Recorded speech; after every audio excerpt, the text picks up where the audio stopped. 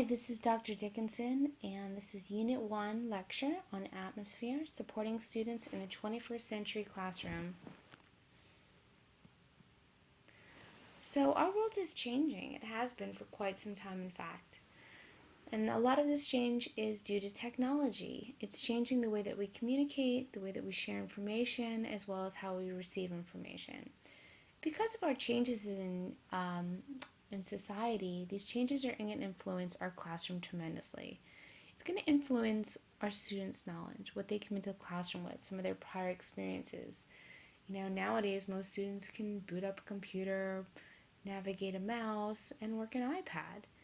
It's also going to influence our instructional practices. So, our practices might be geared more towards integrating technology. We might be doing lessons on smartboards, having the students work on iPads to collaborate or do research.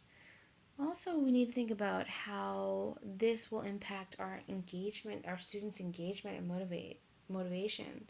So we want to make sure that we're thinking about their interests, their prior knowledge, their needs, what motivates them. If you're working with high schoolers, maybe the way that they communicate is through texting. So you might have a question or a prompt at the beginning of the class where they have to text their response to a poll.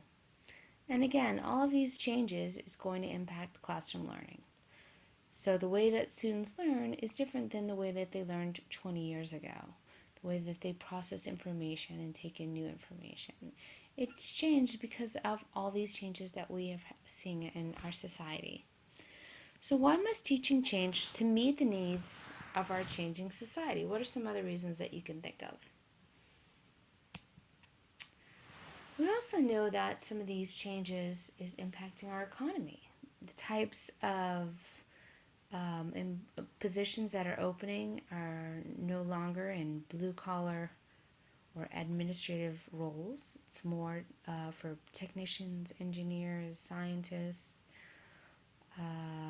professionals, managers, and administrators. So, very skilled workers who have extensive training.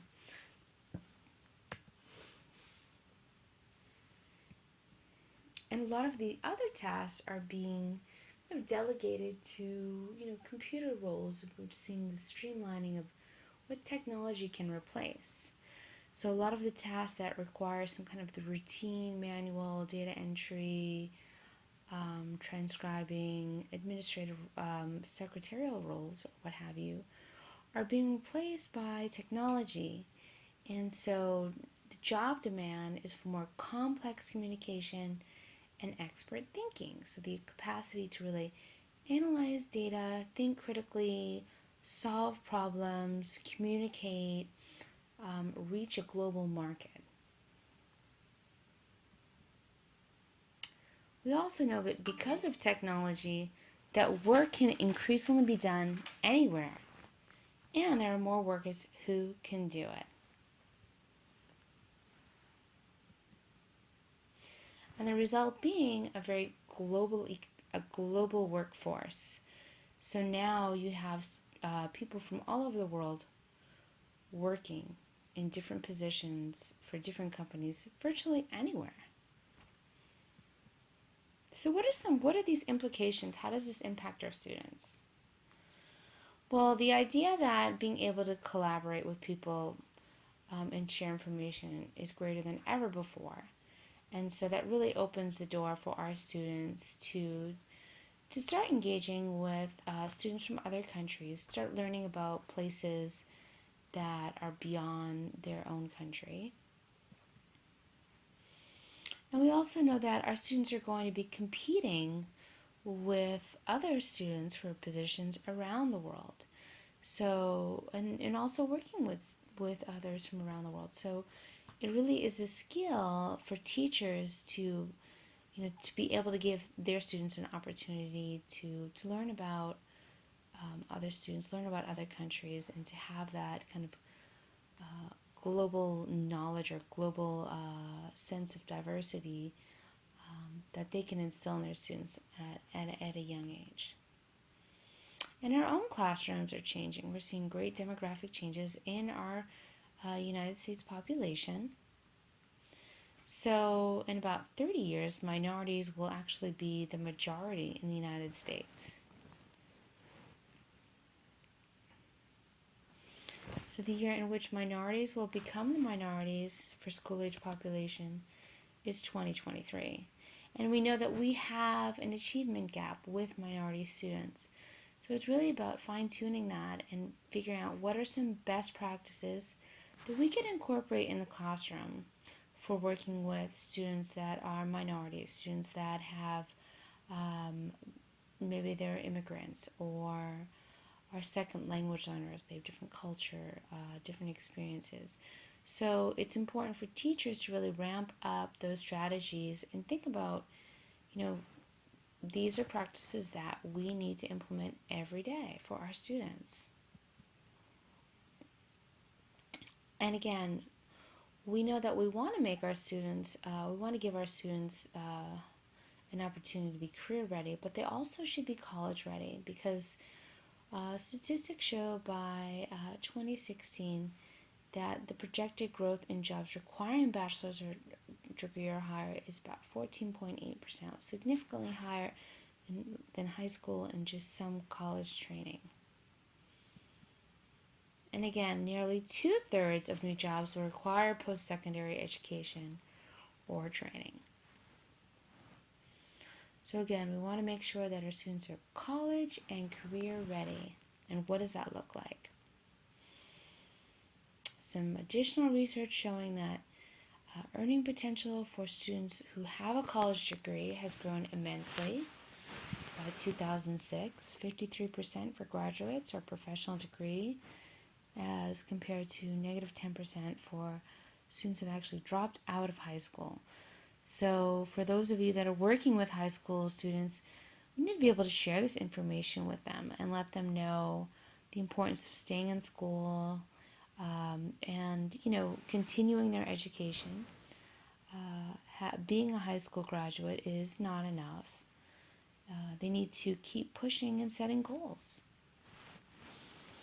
And if the U.S. improves students' performance on international tests, the level of top performing nations, its gross domestic product would be an additional 5% higher, enough to pay for K-12 education.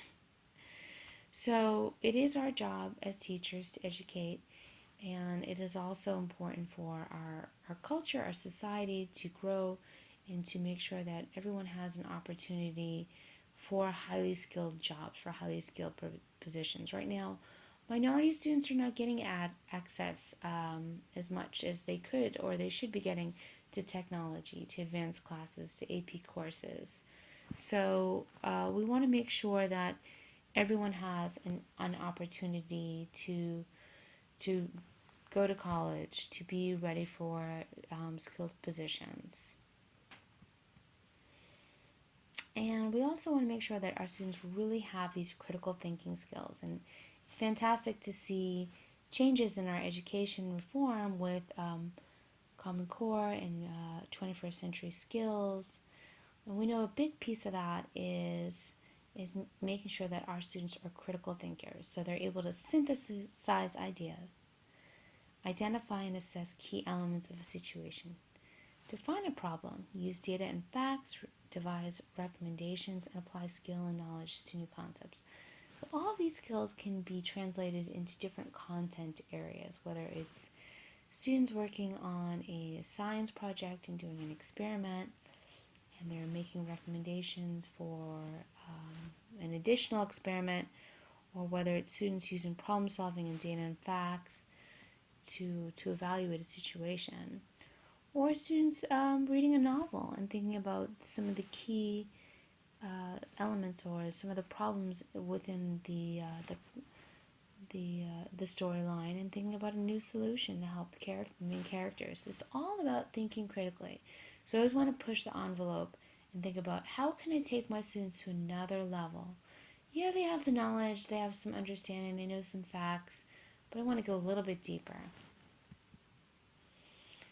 So if we think about it in terms of a model, in terms of our information processing theory, which is aligned with the cognitive theory, students see the world we want to make sure that all of their learning modalities are engaged. So auditory, visual, tactile, olfactory, and gustatory, excuse me. So the more that we can activate these sensory memory styles, the more we can get them to really kind of give attention to what the content is in the classroom, and that will increase their motivation. So once they give attention to a subject or a topic, then that information will be processed into their working memory. So we see that there's the visual working memory, the verbal working memory, and then the thinking memory. So the idea to integrate, organize, analyze, sense making, schema making. So processing all that information in a meaningful way. And that will, excuse me, help students store that information into their long-term memory. So whether it's semantic knowledge or episodic knowledge, experiences, or semantics, meaningful knowledge. And once students have stored that, they need a way to access that, to retrieve that. That's why we always say, okay, now that we've taught that, how can I go back and make sure that they've actually learned that? You know, can I just check in and make sure that they have ways to access that? So whether it's giving them cues, prompts, having them make thinking maps. So all these strategies, we want to incorporate multiple representations and multiple ways for our students to access information. And again, another model in terms of thinking critically, we want our students to think about what the goal is, some dispositions that they would need in terms of achieving that goal, what is known, which thinking skills will get you to your goal, and then an opportunity to kind of self-assess in terms of, have you reached the goal?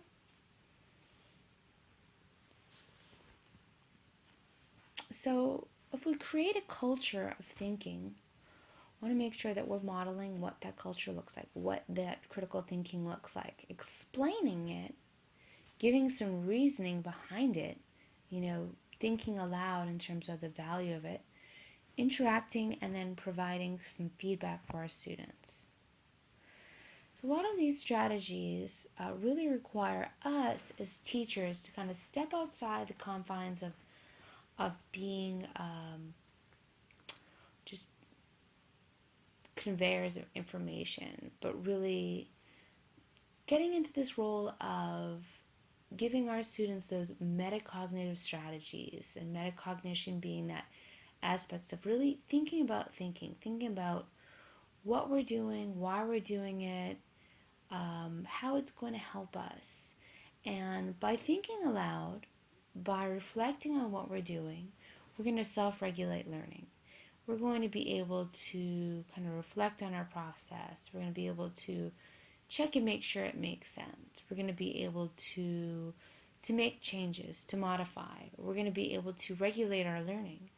We're going to be motivated to take on increasing challenges versus just having everything be, well, you got it wrong or you got it right, and move on.